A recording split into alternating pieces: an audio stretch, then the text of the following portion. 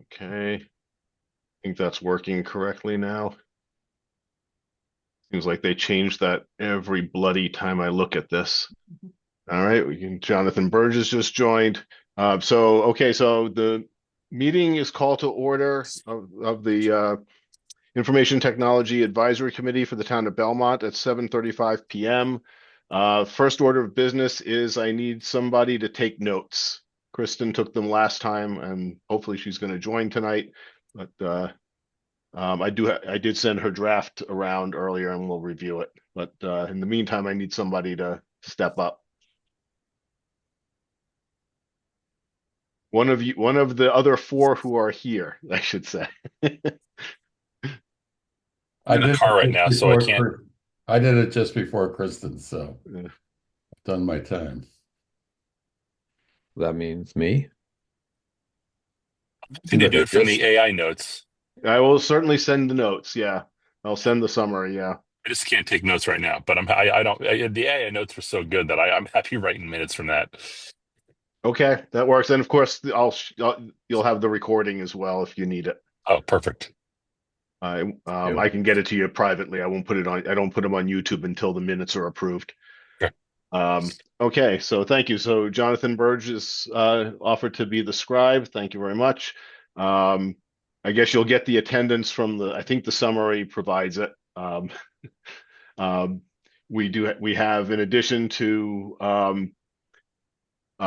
six members of the ITAC here, we also have Chris McClure from the town director of innovation. Did I get that right? I'm Close. Chief Innovation innovation Officer. officer. Close That's enough. it. Close That's it. That's enough. it. Yeah. And Kimberly Selness. Did I pronounce that right? From Precinct 7, I think. Um, so the first order of business is to approve the minutes from last time. Hopefully, those of you who are members saw that. Let me share Yeah. that window.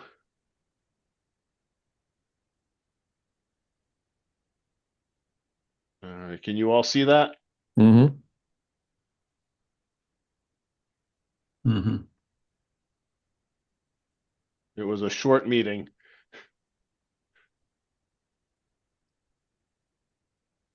Paul, I think we set a record. Great. How long? Um, you'll see. I mean, I think it was barely an hour. Oh, great. It was we didn't have much of an agenda, so we got through quick.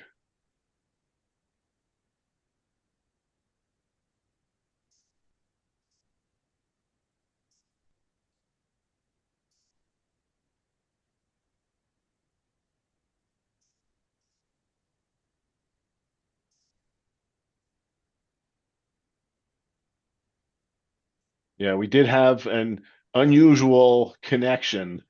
Um, an iPhone joined and nobody said anything, never turned on video. We had no idea what was going on, but so somebody was just listening in. Hmm. Feel like there should be some requirement that folks identify themselves. Yeah, we tried, and Nothing. yeah, Somehow we found out it was Catherine's iPhone. well, that's what it said in the Zoom. That was just Oh, how it the client was configured. Okay. It was who? It's the name in the Zoom tag was Catherine's iPhone. Okay. Interesting.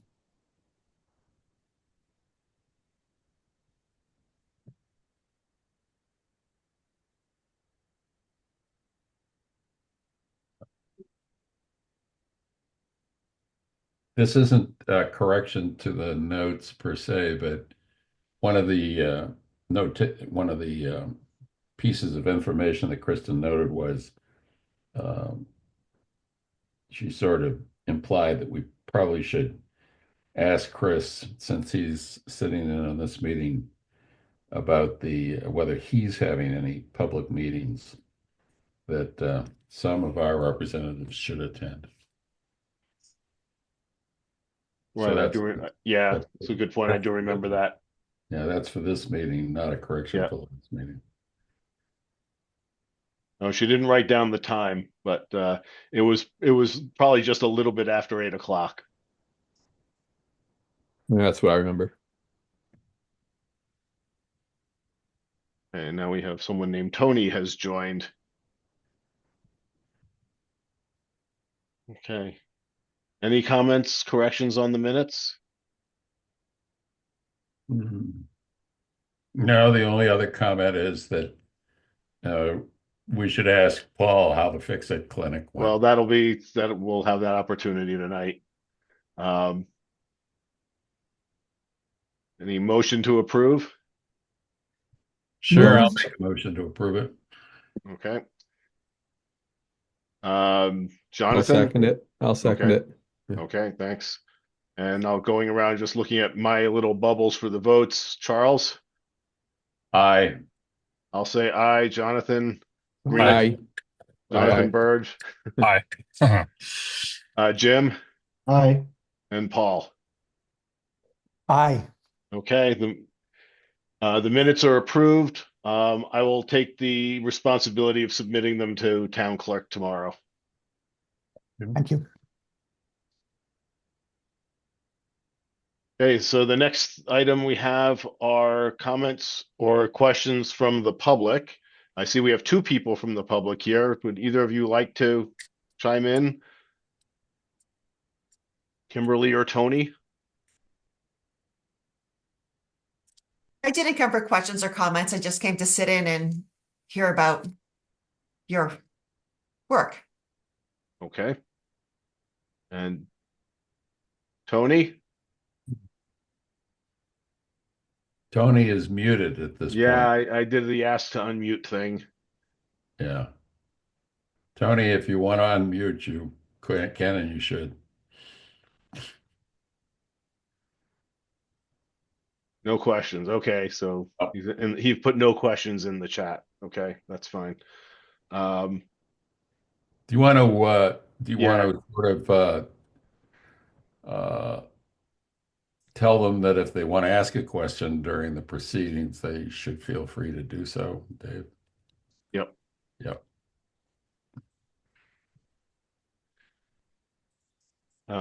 I expect that everybody heard that. Okay, so if there's no others, I'll turn it over to Chris to talk about the website. Because that's the newest thing, and we've had some email exchange on that. Thank you, Tony.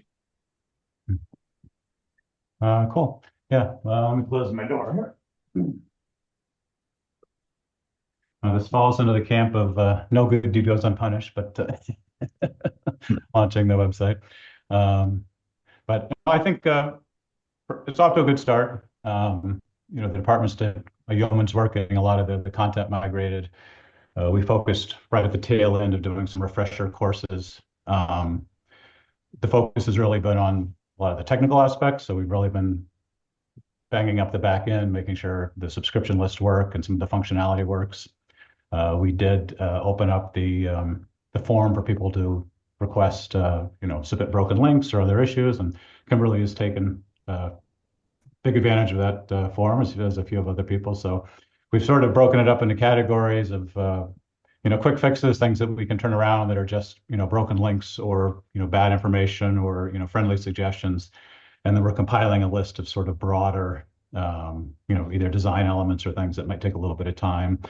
And then there are those things that the limitations of the content management itself, through Civic Plus, that we either have to find workarounds or just there's some things that we won't be able to do based on the limitations of the content management system. So continues to be a work in progress. I'm actually now working through and working on migrating the archived minutes.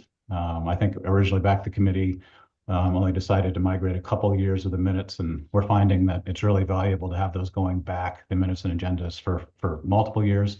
So we've actually got that archive from the town clerk and are working through getting those updated.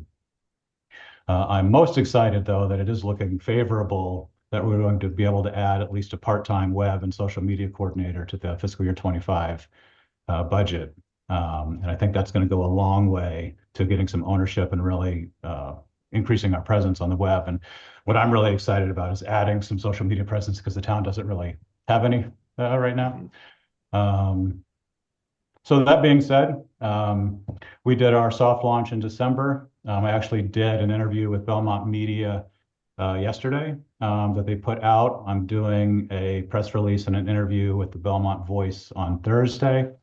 I am doing some work with the Senior Center. We're starting to look at getting some programming put around that, some information. And then we do have plans to do like an ongoing Did You Know session with Belmont Media, just to start focusing on different aspects and different functionality. And then also tied to the website sort of intrinsically that we're really hoping for the fiscal year 25 budget is a pretty huge upgrade of the GIS and mapping systems to turn that around. So if you look at what Watertown has now with the MapGeo, that's what we have in mind. And it's just much more user-friendly and robust, and I think adds quite a bit, especially with the integration to permitting and some of the other pieces. And very, very tentatively, we have started a whole document management kickoff project. So we actually just started an audit of the land use departments this week to start looking at what it's going to take to start scanning some of the back files and different documents and get those linked on the website in some sort of document management system. So That's for like old paper documents or? yeah, so one of the things I always like to do is make as much public as possible. So I'm kind of an archivist at heart. So again, that's why I think getting all these minutes and agendas is important on there. Like to focus, especially with the GIS, of focusing on like the property type records, so that we can link permitting and building permits and all these other pieces. So when you go and you do a search on the map, you can see related documents to that. You can see permits related to that. You can see other web pieces. And on that note, and I know there have been a couple notes about the searching. So we have been pretty aggressive getting our sitemap loaded. We do have a Google Search Console loaded up that's linked to our Google Analytics. We're pushing that as much as we can. Google can take its time. But one of the cool features that we're experimenting with, and this is sort of a two-step one, is we have a Google custom search engine on the website. So again, one of the, I think, improvements on the new website is the search. So there is your basic search, which is enhanced out of the box because we have consolidated the police and the fire and public works all under one site. So that native search is a little more powerful. That can be refined now. So you can sort by department, you can sort by document type. So you can look for documents, for example, or web pages or other types, calendar events, etc. But we've also added sort of an experimental Google custom search engine so that's now searching across all town sites. So you can search town of Belmont, Belmont Public Schools, library, senior center, Belmont Media. You can sort, just documents, agendas, the archive center, all in one place. And that will continue to improve as Google catches up with our indexing. That's sort of a preview for something I think we discussed at a prior meeting, which is the idea of turning on a product that we're evaluating called CityBot, which is a chatbot, to start. But the thing that's most excited to me, it's also a federated search. So it allows people to ask the website questions in plain language and have that search the content across all websites. So again, the schools, the library, making that more useful. As we turn on more services like more GIS or document management system or other things that'll come into play more. But just to provide a little bit more customer service on the website. And my hopes would be the beginning of like a 311 type system. Looking at, so Civic Plus also has a product called See Click Fix that a lot of communities use around us. That's a mobile app that acts as a sort of light mobile app for the town, but also allows people to report issues, potholes and sort of other things, and consolidates that reporting piece. And then there's a final note, because I know the questions come up about backup and redundancy. So we are using a product called Archive Social that, even though it's Civic Plus acquired it, it still has its own architecture. It's its own product. It exists elsewhere. So that is actually backing up all of our social media and website accounts as they change. So it's actually better than a backup in terms of it's like a versioned iteration of the website over time as we go. So it's just like our own version of the Wayback Machine, I guess, that we could look at that and recover information. So I'm kind of interested in what you're doing with the GIS. That's something that over the years was a big topic for Dave Petto, and I don't remember a lot of detail. I can go back through our minutes archives. Uh, uh, my recollection was that a lot of the property stuff I would think would be in GIS, although I mean maybe it's a different product or something. Yeah, if you don't mind, I can share my screen. I can kind of give you Sure. a piece of where we're If going. you should be able to. Yeah, GIS has always been something I've been super interested in. Yeah, you should be able to. Uh, let's see here. There we go. Okay. I just sent a request. There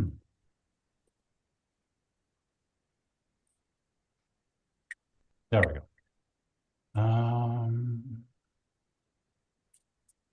Let me know if you can see this. Everybody see that? Not yet. Okay. Here we go. Can you see this? There. Okay. Yeah, this is because. So Yeah. right now we're using a product called People Forms, which I've used There for it is. probably over 20 years at this point, and it looks like it did 20 years ago. Like I said, they were ahead of their time 20 years ago, and like a lot of products, they just didn't keep up. So I've worked with this company in Boston called Applied Geographics. They do work with a lot of our neighbors and a lot of cities and towns throughout Massachusetts. They have, in my opinion, the best public map viewer. It's a Google-based map. But part of it is, I mean, you can see just in terms of interacting with it, the ability to interact with various layers and themes and other information, getting those tied in and presented in a much friendlier way. But the really cool piece, as we started working on like historic properties and other things like that, is to be able to search for a property. You can see over here on the left, right? So these are all the related things, right, for this property that I just searched. So in addition to being able to turn on the different layers and themes, we've got a link so you can see all the permits for that property. We've got a link so you can, jump right into. We're actually using the E-Code 360 like Belmont is, but they have a cool product that's actually interactive zoning. So you can actually look at a property. This would require us codifying our zoning a little bit better in Belmont, but you can actually see in plain language how the zoning applies to a property and experiment with that. And so these are just places that could grow.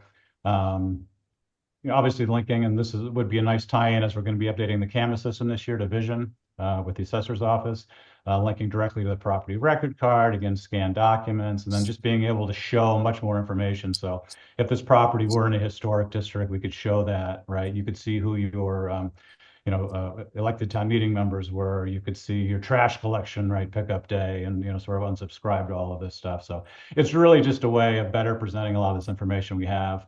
I know I'm working with Frank on some cool cemetery, like Find a Grave type systems and other things. So it's looking promising that we'll at least have this base platform next year. And that also comes with some virtual GIS consulting services. So it's like having a virtual GIS department along with it. And I think that will go a long way also to enhancing what we're offering on the website as we continue to build it out. Are you getting any pushbacks against the cost of this compared to the current platform?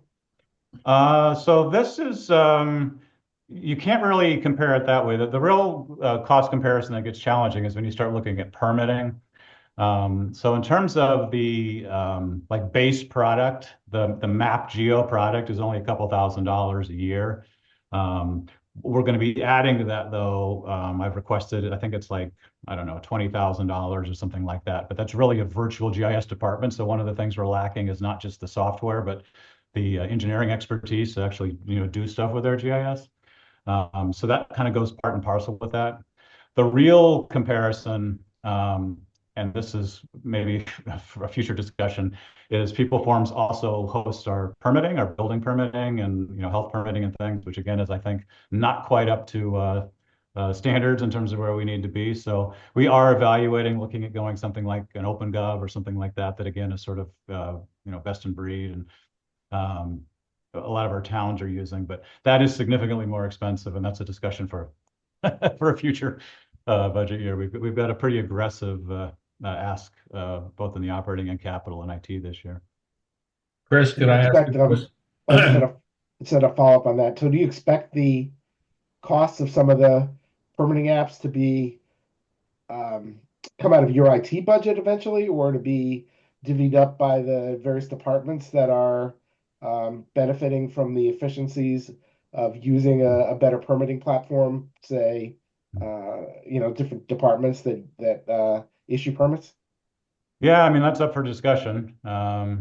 Like at a meeting with the capital committee, and again, we've got a pretty aggressive ask on some of this stuff. And some of the discussion was, does this belong in the capital budget? Does it belong in the operating budget? And my response with all of this is, it doesn't really matter to me as long as we get the money, we put it where it needs to go. So I'm open to whatever funding mechanisms make sense and however we can fund this adequately.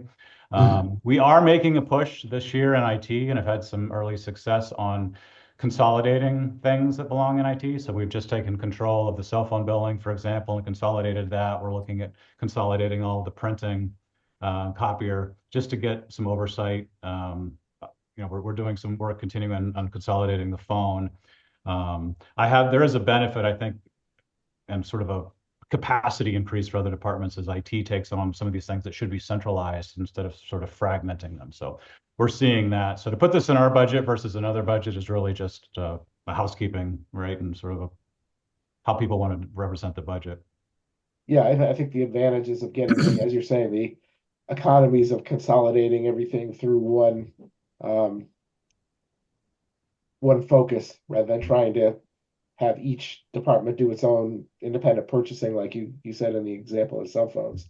Oh yeah, and a small example again. So we had 3 or 4 different cell phone accounts this year that we all now just consolidated under Verizon Wireless.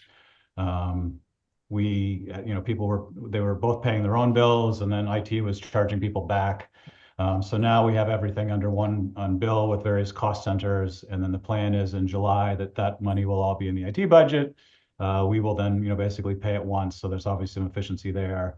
And then we get more visibility into these systems so we can start making recommendations for, consolidation, savings, efficiency, et cetera. So, in other communities, I've always paid for permitting under the IT budget. Okay. That's great to hear.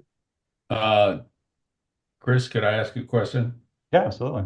As part of the, I guess you call it planning and zoning information that might appear on this particular GIS program, will you be able to include the areas of the town that have been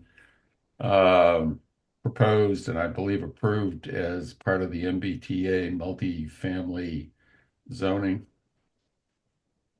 Yeah, absolutely. Anything that can be represented as a map, we can represent there. So one of the things that Applied Geographics is really good at, because they're tied in so closely with the state, is taking state, Mass GIS information and putting it out on our map.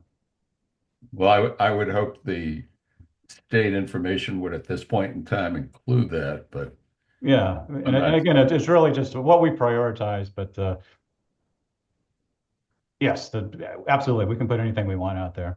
One of the cool things that we were doing with OpenGov permitting and FGO, other places, even to the point of changing like a permit workflow based on a zone that a property was in. So, there are some cases where if a property were over 100 years old, for example, there would be additional workflow on a building permit for that property. So we can actually link that process, in the future by bringing all this together.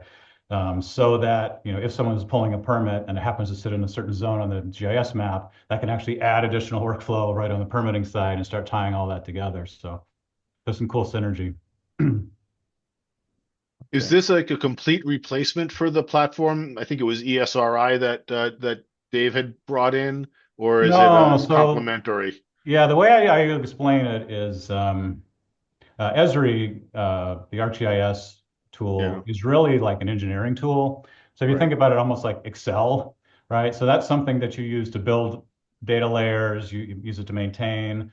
A lot of times DPW, the engineering departments will use that, right, just to build maps or to maintain layers. But one of the issues is it's sort of difficult, and Esri is kind of really changing their licensing model for one thing, but it's not super easy to get like a lot of that data out to the public. I mean, they have some ways of doing it, but it just doesn't happen typically. So MapGeo really becomes, it's almost like an agnostic concatenator, where it doesn't really matter where. So it's a map we created in, Esri ArcGIS, if it's something we had from people forms, if it's a state map, if it's, any sort of other information, it's just a way of getting that all in one place out to the public. And there is even a sort of a secure login that we can control too. So if we want to provide, more public safety or other sort of information, we can make that like a login or secure wall. But it really just takes a lot of that GIS information that a lot of times is either disjointed or hiding in a back room somewhere, and puts it in people's hands so that they can make decisions, in a web browser, in a police car or a fire truck, or, from a self-service standpoint, if a resident wants to look information up at, 2 o'clock in the morning, we're just putting more in their fingertips. This is kind of an odd question, but I've heard input that people want to geolocate potholes. Is there any intention to have that level of Yeah, so that actually goes back to, and again, I'm getting tired going over this 5 years worth of work here we're talking about tonight, but it's okay, Yeah. I'm gonna call this stuff. Great. That goes back when I mentioned that app, SeeClickFix.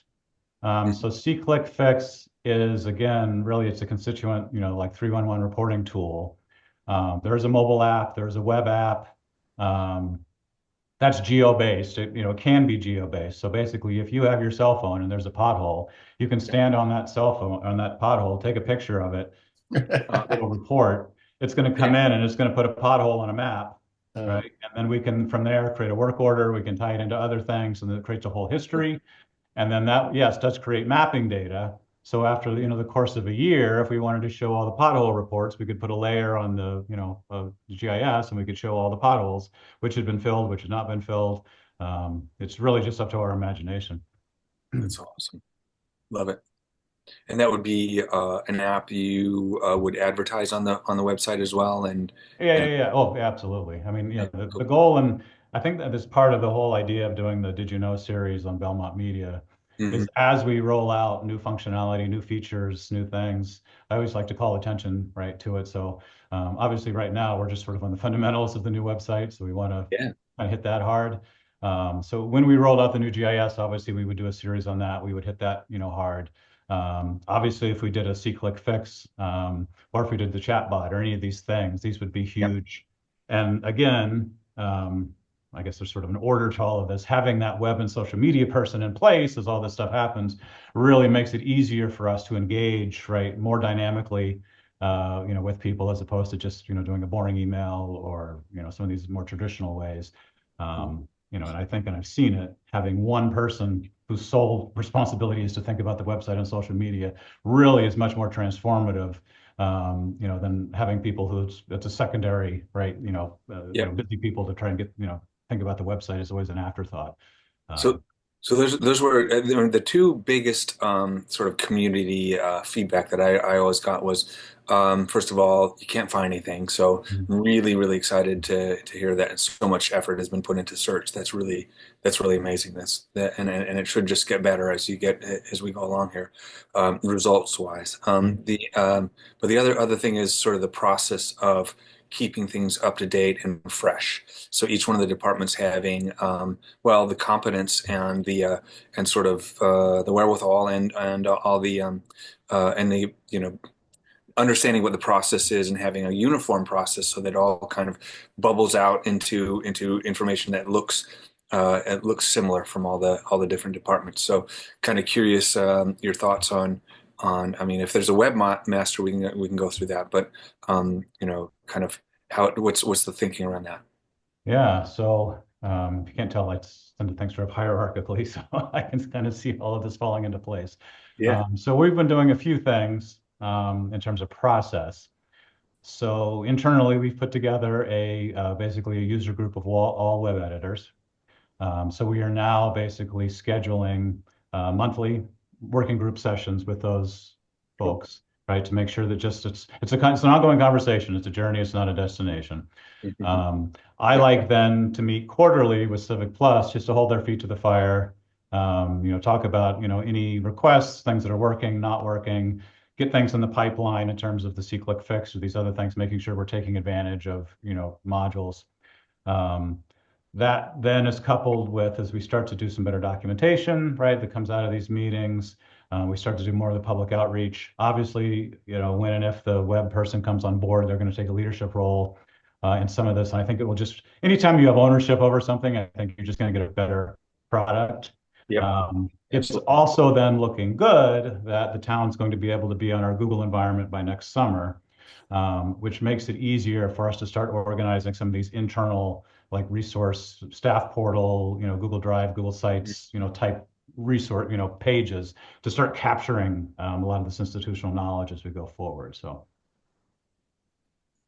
that's great. So yeah, that was going to be my question is, what tooling are you bringing in online so that all the different,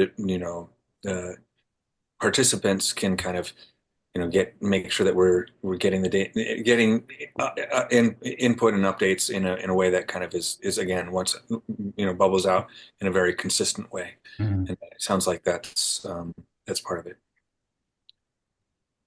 It's a process at the very beginning. Like we've been saying with the old website, that was the end of a runway. It was sort of dead ended. The new website is the beginning of a long runway, but we're just at the beginning. But at least we have room to go. Great, exciting. I think we've all. I guess the last question I have is just around input from the community on, okay, this worked, this didn't work. I mean, obviously, we've all kind of internally kind of we've looked at this the website and said, and kind of said, oh, this looks like it's working, this doesn't work, this doesn't quite ready yet. How is the input from the community, and how can we help around that? Yeah, so I have to think about that. We are finally, as a side, the state finally released our funding for our cybersecurity like testing and stuff. And we actually got a little extra funding, so I actually have a kickoff meeting for that on Friday. Nice. So I'm hoping to engage this committee to help with some of that stuff as a start to sort of put you to work on getting just more sort of general IT policy procedure training starting to build out. And again, I could see that all living in a Google site right down the road for staff and building that institutional knowledge. So I think where this committee could come in, again, is we do have the new form. So that's something that didn't exist on the old website. So that basically if there's a broken link or even if people just have a request, there's a form that can be filled out. The cool thing is that actually creates an IT help desk ticket on our side, so it doesn't get missed. It's not like it's going to one person. Obviously, once we get the web person on, basically they'll be assigned those, right, for the most part. But the other nice thing is my entire team now is trained on the fundamentals of the website. So almost everyone on my team could fix a link or add a document or fix an agenda, so that we're doing some good cross-training around that.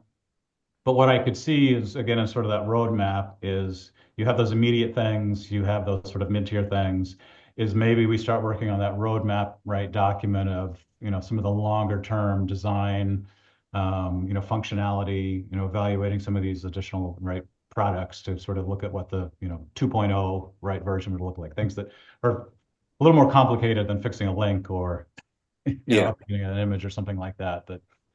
And I'm nothing's no names are coming to mind at the moment, but there are technologies that allow you to put this doesn't work and click click the this doesn't work, click the location and add the text, and that's a very, very precise around exactly what page the user was on and exactly where they found the issues. So I don't know. I think if we can get the chatbot on, I think that will drive that bit more organically, because that can live on every site. And I think there is then a little more sort of location based and specificity in terms of how that works. So I'm hoping that we can turn that on sometime in the future. That's cool. Cool. Love it. Well, I think everybody in this group is super excited. We've been Yeah. talking. The 311 thing in particular is something that Yeah. was in one of the things we wrote like in 2017 or whatever, where we were really pushing the town to adopt something like that. And so I'm really happy and excited to see that kind of thing coming. Well, I'm an You incrementalist, so I believe in getting the ball rolling, doing something small, and then yeah. eventually just build inertia. So we started that way in Watertown. We started with just web form, C-click fix, adding, and then actually Watertown is now the smallest community in Massachusetts with a full-fledged formal 311 with a whole 311 staff and call center and Wow. software. Now you've mentioned Google a couple of times.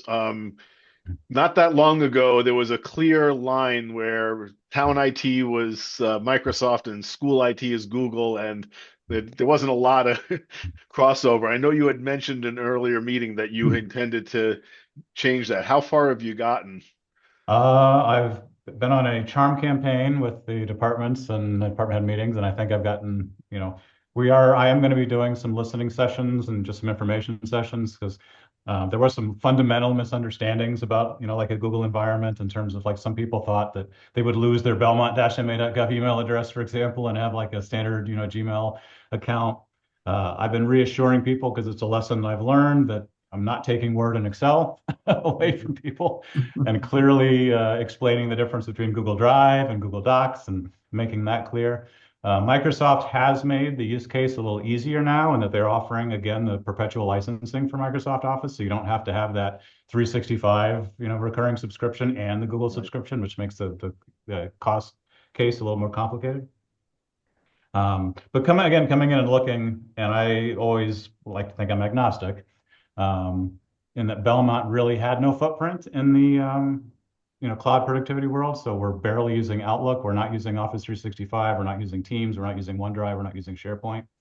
And then looking at the environment and the fact that the school is using Google, that Belmont Media uses Google, that the library uses Google. And honestly, in terms of some of the things we're looking to do in terms of creating like these staff portal websites and create institutional knowledge and just the ease of use and simple things like one of the things we really pushed for when we upgraded and migrated all the phones to Verizon was to push people toward the Android devices, move more away from the iPhone, just because with Google, you have built-in mobile device management. That's one more cost saving and just one more integration point.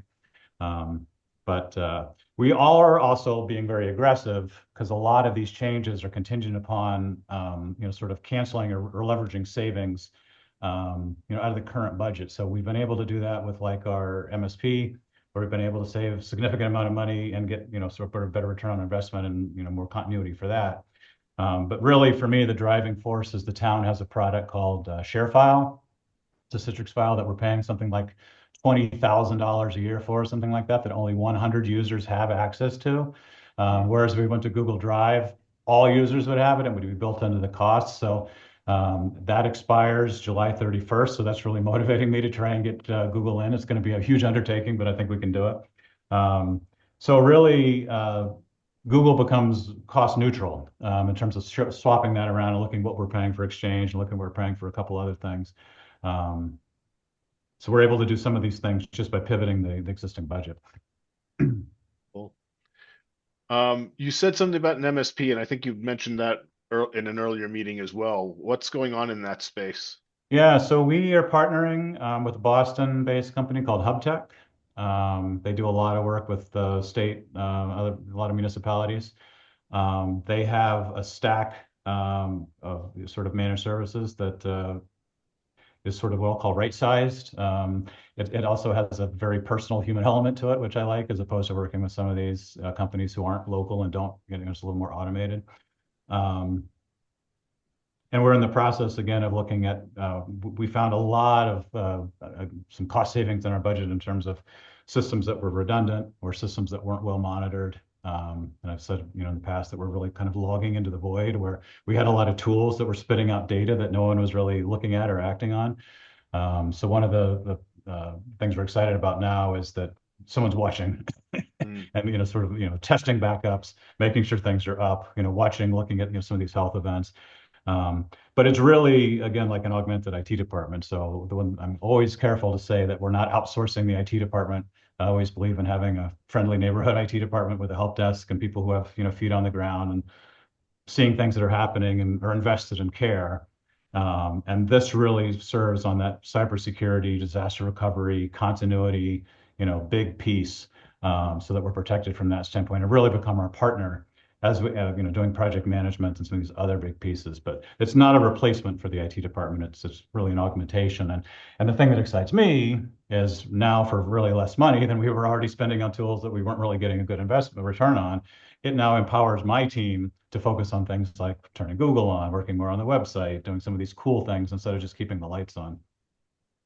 Great, thank you. With respect to the cloud-based, going to Google and things like that, I mean that's obviously something that the conversation is ever evolving around, compliance and also PII related issues and the different departments, including presumably police being ever more sensitive and I'm just wondering where it sounds like we've gotten to the point where we're okay with all of it and we figured it all out. But I just wanted to, I mean, knowing that we're okay, I think we're not at 365 for a reason, because there were PII concerns and things like that, right? So scrubbing, whatever, all of the things that we were kind of concerned about, maybe were not fully worked out, so we didn't go there. So I'm just kind of interested in where's that conversation now, and is it still a concern, or do we still need to It's work always a things out? concern. It's always a concern. Yeah. I mean, one of the benefits that we have in government is the vast majority of what we work with is public record. So we're a little different than a lot of sectors. I'm a big believer in segregation. So, for example, we're not starting with the police on this first pass, as we're looking at that right differently. One of the other pieces is when you're purchasing Google as a government agency, you're purchasing off different contracts, and there are different requirements in terms of where the data is stored and sort of other pieces. And still, I'm a big believer in that even then, there are some things that just don't belong right in the cloud. So we're still going to have a separate CAD system. We're still going to have, there's still Munis, our financial and HR system that we make entirely separate. So there's still sort of segregation that we're not putting everything there. And then in terms of a backup, even though Google does have its native vault and other pieces, we're going to continue to use Barracuda, as basically our email archiver, so that we have 100% recoverable backup right out of Barracuda in the event that for whatever reason, we couldn't access Google, but that'd be a worse day than from other standpoints. But absolutely, and I think it's just segmenting. So we start with what works. And for the most part, this is going to be, basic correspondence. Anything that's protected still needs to belong where it belongs. So for the most part, we don't store credit card information. We don't store, HIPAA information or some of this other PII stuff. And we have other systems where that lives. And then we continue to take advantage of the state cybersecurity training grants to sort of bridge that gap between the human element, because you're only as strong as the Biggest link, yes, of course. The biggest link. So. And I guess the Citrix system, that's the one that you're trying to replace. That's $20,000. Yeah. Is that? Yeah. I mean, I presume you've done the analysis too. Okay. Is there the segmentation there that, I mean, that you gotta keep some of it. Well, I don't know. Yeah, I mean, they're basically using it as just a light, way of sharing large or secure files. Okay. But it's so I mean, Google Drive does a lot of that same stuff with actually a little more granular control. And I mean, one of the advantages and one of the issues with the current system is it's disconnected from anything people do. So if anything, it becomes a wasteland of files that people have shared or uploaded over the years that they're not organized or working in. But it's just a way of sharing large or secure, files with people. Okay. Cool. Exciting.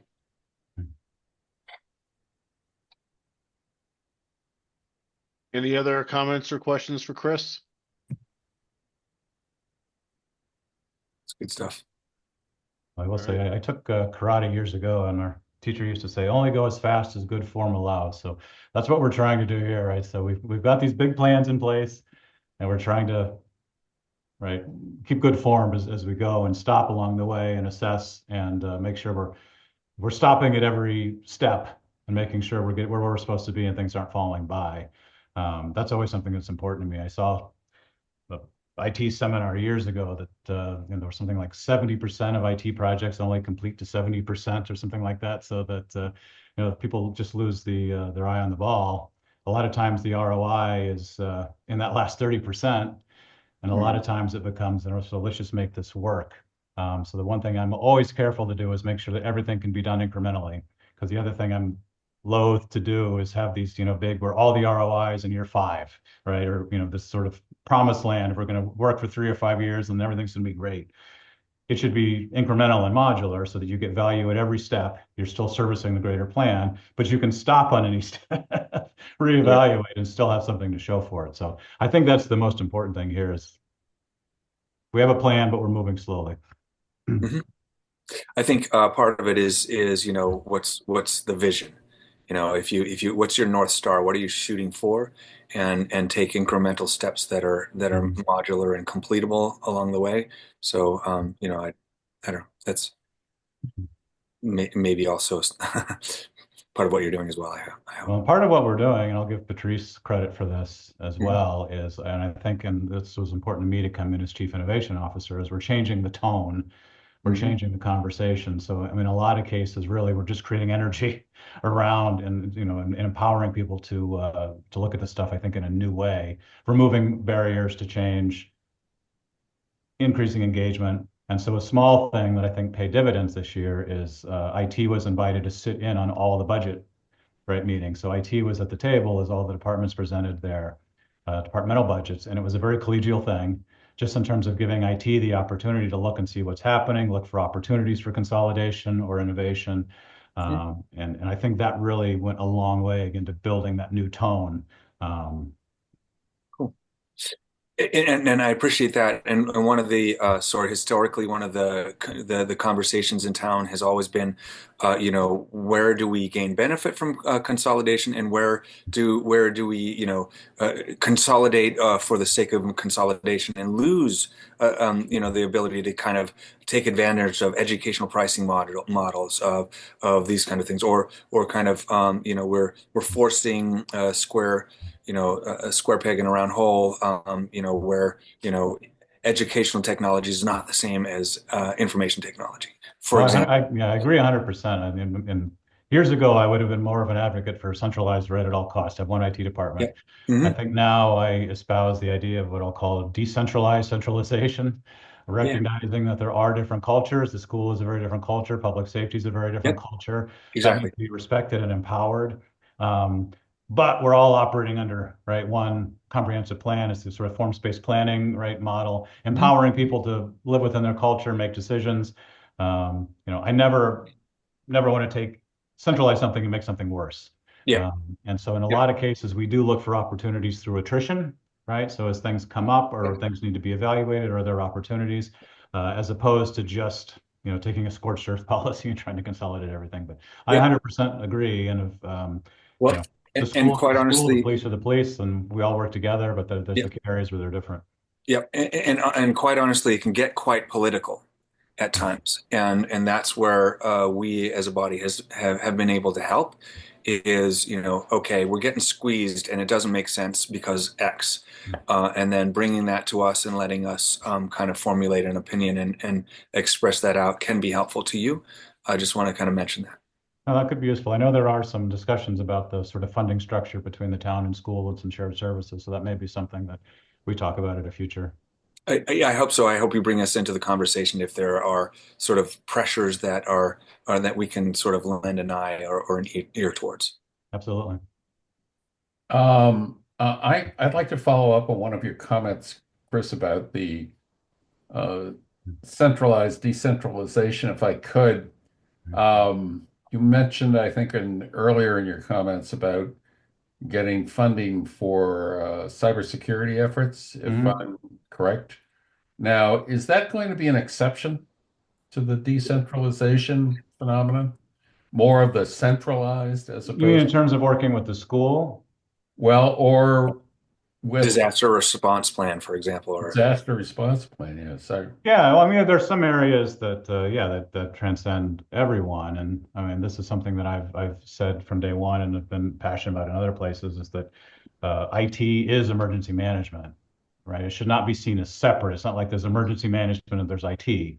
So as we do emergency management planning, IT should have a seat at the table, and IT disaster, planning should be seen just like a hurricane or a flood or any other natural disaster, in terms of a cohesive response. And I think that's something that emergency management's a good model, and they bring a cross-discipline right panel to meet. So I'd love to see some more robust, right, emergency management engagement with IT, and see that incorporated in more traditional emergency management piece. But I think that's I think another place where Google will help break down some of those silos as we start building some of these cross, right, discipline teams, to look at a more holistic rollout. yeah. The other thing was this is actually a carryover from the December meeting where you didn't have the opportunity to comment. The idea of IT sponsoring public meetings that perhaps some of our membership should be present at or contribute to. I don't know where that is on your schedule of activities at this point in time, but Yeah, I have to think about it. I can see that again going part and parcel with what the social media right push as we start to build. I always find it helpful to build the audience and to build the engagement before you really start saying right too much. So I think our first goal is to build that online community, that engagement, and then figure out right how to engage them, and whether that be a public forum or whether that be in terms of what we're looking at. The place that I've traditionally seen that is in cable access, right, negotiations. So I think that's a good model. When you're negotiating with Comcast for the 10-year PEG, right, agreement, a lot of times there'll be public forums in terms of how is Comcast doing, and that sort of piece. So there may be some interesting ways of engaging that, and I will say that will be novel, in terms of not too many people are engaging the community around IT. There was a really cool product that I showed Patrice, I've used other places, called Flashvote. So one of the issues that we have in IT is, you can put an online form out there and you can sort of collect, but you're really in an echo chamber a lot of times, and it's not scientific. So there's a company called Flashvote that does scientific polling primarily for municipalities. So they actually build a good sample size, and then they, sort of separate by demographics and other pieces, and there's some data validation. But as part of that service too, they actually help you craft the surveys and ask the questions, and they're really a data company as part of that. And I have used that tool in other places to ask about the website, or to ask about, in some cases, other sort of input, and it really gives you, I think, a different barometer than the people that normally show up in a room that might, have a specific interest in a meeting. So that's one tool that I'd like to add to our arsenal in terms of engagement in the future. I can't help but notice that Kimberly tends to nod in agreement with a lot. Is Kimberly a member of your staff? Kimberly was on the website committee, so she okay. she All helped get the website where it is, and she has been very helpful in giving me tasks to do with the new website. So Kimberly struggles as a resident in Belmont for the last 10 years. So I'm really happy with you were talking about, perhaps changing your GIS. So it's the real life scenarios. A tree falls on my neighbor's garage. Who are our butters? We're going to look for GIS. And there's one entire triple decker that doesn't have a house number. So somebody has to go around at 10 o'clock at night to look. But that aside, yeah, Flashvote, I think traditionally Belmont has asked for feedback. We have grant money for community this or that, or we have CPA money or cultural money, and they ask for our feedback. And people are exhausted of giving feedback. I don't know what, 200. I think the health department gets like 200 votes because we never see what becomes of it. And it's just, we don't have that closed circle. And there was something, oh, the Belmont Center request for feedback. I don't know if you Yeah. saw that message, but I think somebody took it down. I sent it through a chat bot to say, what are they asking of me?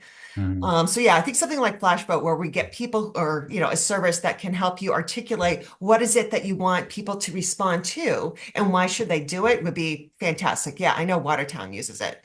Yeah, I think That's we've tried, one of interesting. the things we've done with the website is try to winnow things so that we have fewer choices, fewer subscription lists to make it a little more clear so that it's not so fragmented. And I think we want to hold that line with social media too. I see a lot of people want to make the mistake of making too many Facebook pages or you really should have one or, a handful so that it's clear where to get the information.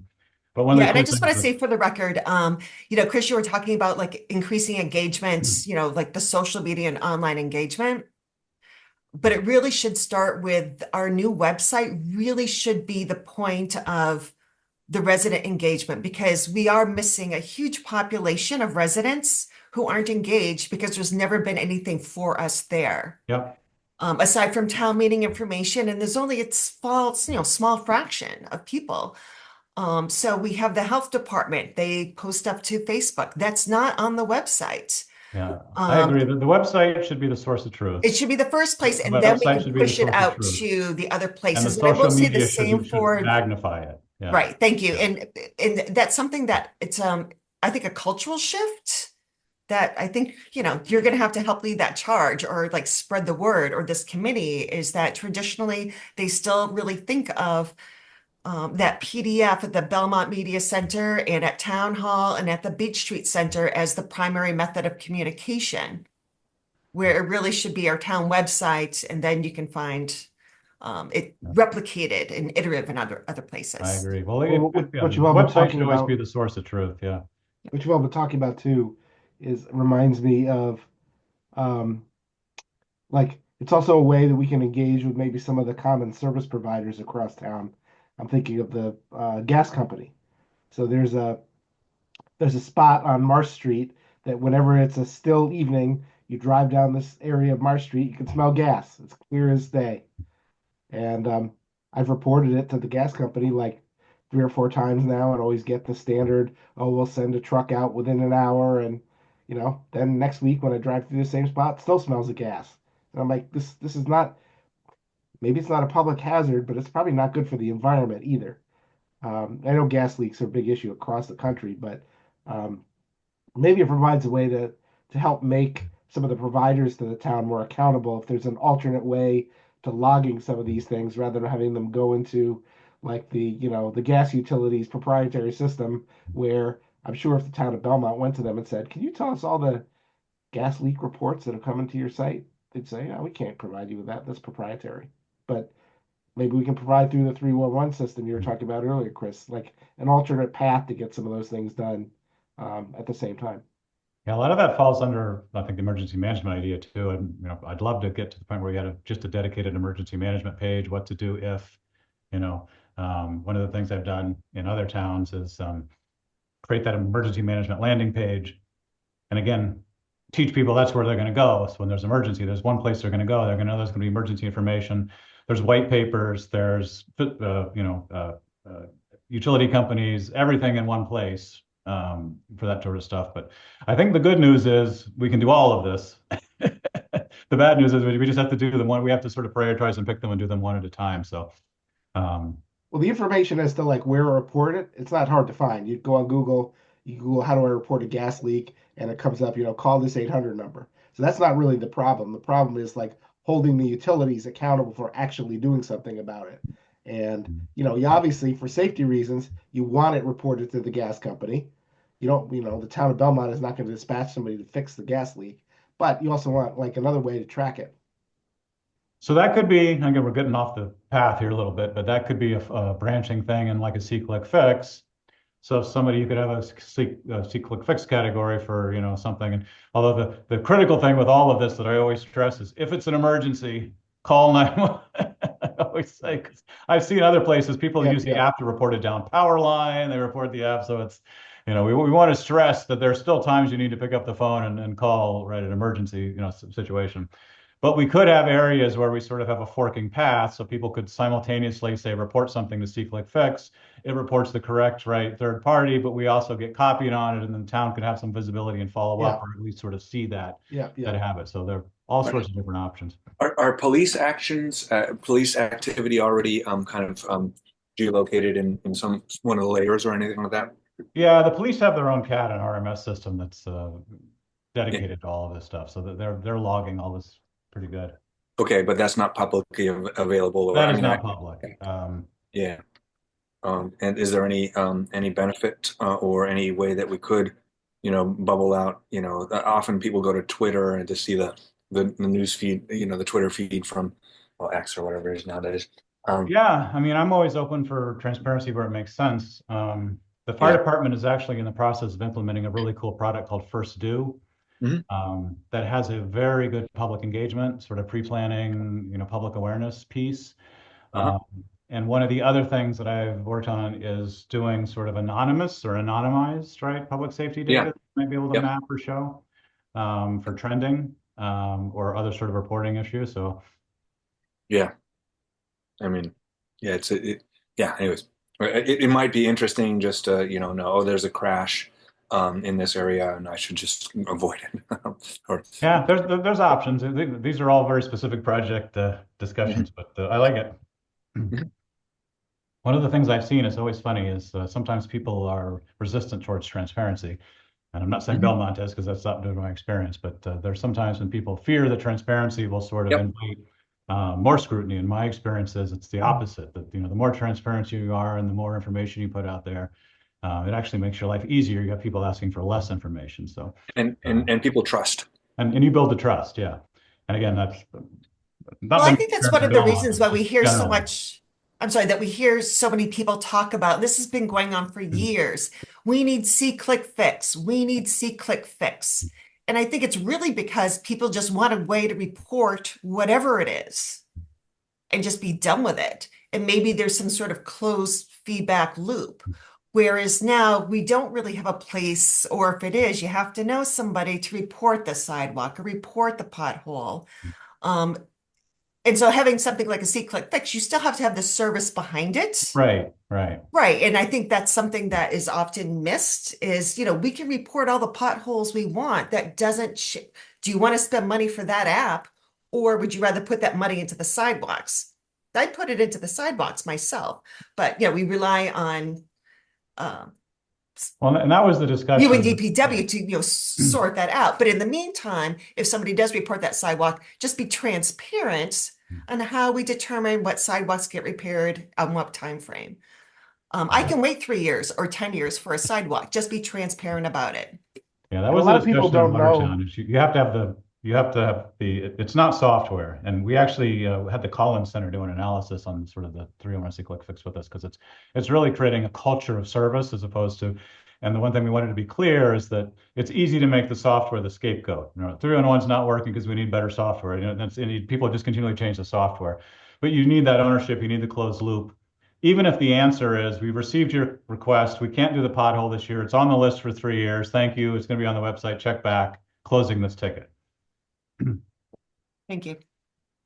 Well, places people don't know that you can report a pothole too. I reported a couple potholes on our road, and they got fixed like 2 days later. And my neighbors are like, "Oh, how did you get those fixed? You must have some clout." I'm like, "No, I just called the DPW and reported it." And so it shouldn't be like a mystery as to how to report those kind of things.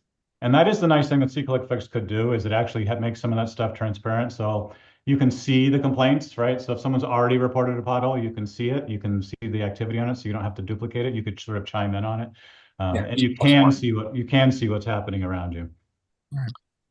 I would be remiss if I didn't mention people want to know how to report airplane noise. Oh my gosh, it's been so bad this week, right? Yeah, routes have been changing recently too. Anyway, who do you report that to in Belmont? I mean, you don't report it, do you, in Belmont? Not in Belmont, but you can report it to, I think, the FAA or something. I don't know. Really? Yeah, so I think, and how do I report a concern? Yeah. That's something that we talked about a couple of years ago. What are the top 20 things that people want to report, and report airplane noise? And it doesn't even have to necessarily go directly to the third party link. It could be, you can report this airplane noise, but yes, like acknowledge there was airplane noise over these two places in Belmont.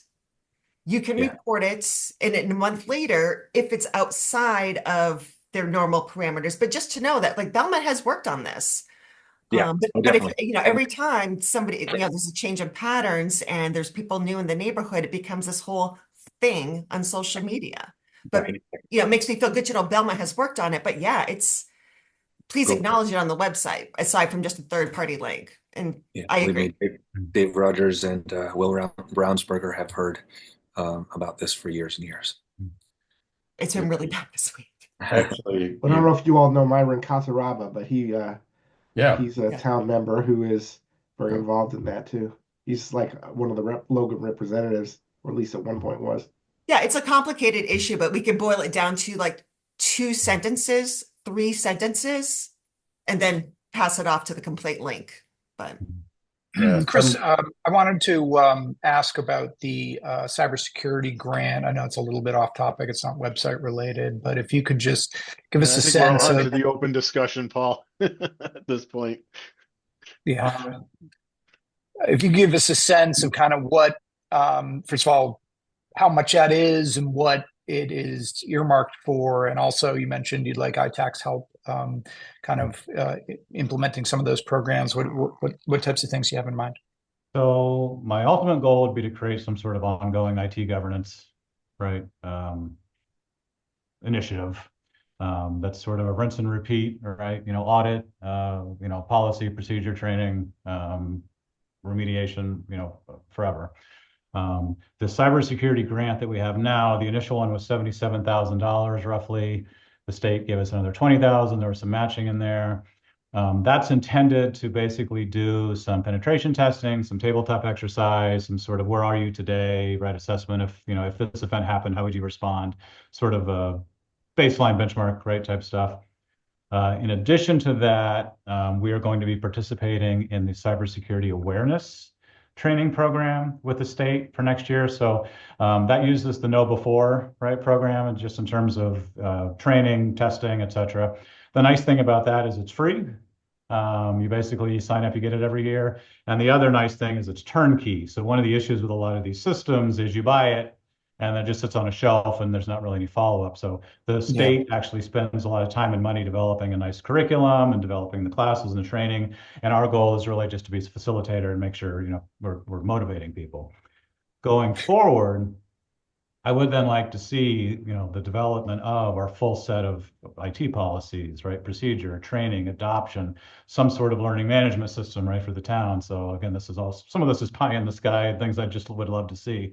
I'd love to see a learning management system for the town. So there's one policy library for the whole town, your human rights policy, social media policy, sexual harassment policy, acceptable use policy, password, right? All in one place, library, versioned, iterative, audited, right? All that good stuff, right? One town. But that's down the road. And I think that'll be the product that involves HR, that involves, the other departments. And so I think that's another good example of where we could have a cross-discipline.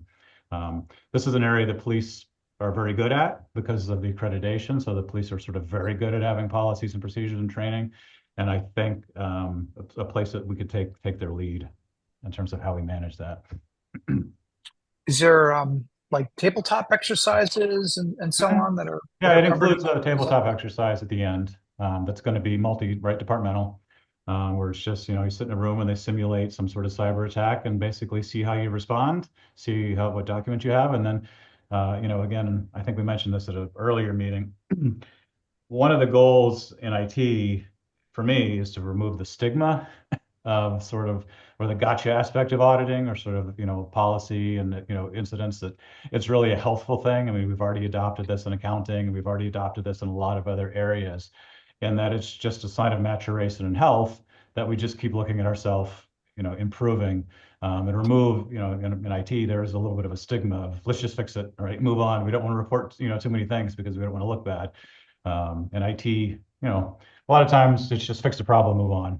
And I think we all have to get better at this sort of reporting, taking everything seriously, culture. That's just a maturation point. But those are long-term goals. So,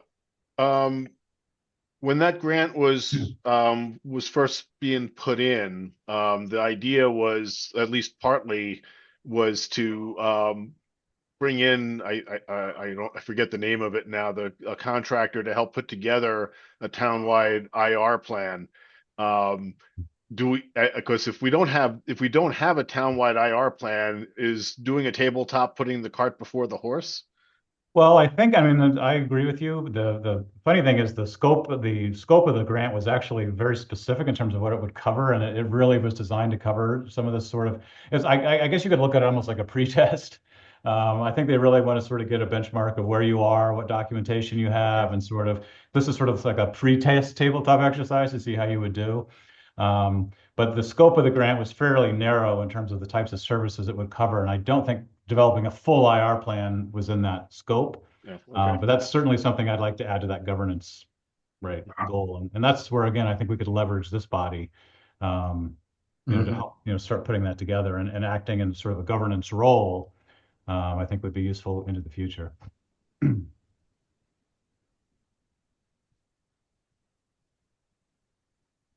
Okay. Any other topics?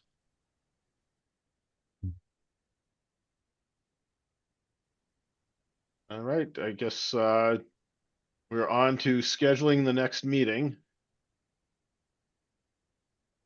I'm going to duck out, guys, but thanks and all. Okay, thanks, Chris. Thank you Much for your appreciated. comments. Thanks, Chris. Thank Yeah. you. That was wonderful. Appreciate it. Thanks. Thanks. This has been super helpful.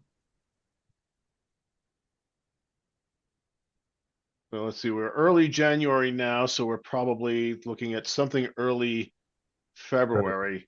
I don't want to. I am still in limbo on whether I'm going to be on a business trip to San Jose the week of the 10th or the week of the 17th.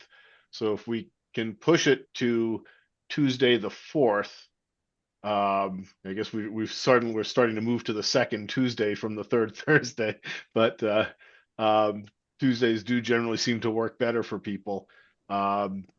Is that work for everybody here? Yes, for me. 4th of February. Yeah, Tuesday the 4th. Works for me. Yeah, me too. Works for me. Okay. Yep. So we will set for Tuesday the 4th at 7:30 p.m. Yeah, Excellent. that's good. And with that, I guess looking for a motion to adjourn. So moved. So, move to adjourn. All right. I guess I'll second Second. it. Yeah. Okay. Anybody not in favor? Motion carries. Jonathan, I'll get you the summary and some other stuff that I've taken. Thank you for Thanks. taking the notes. Yeah, no worries. Have a good night, everybody. Ciao. Have a good time on your trip, Dave. Thank you.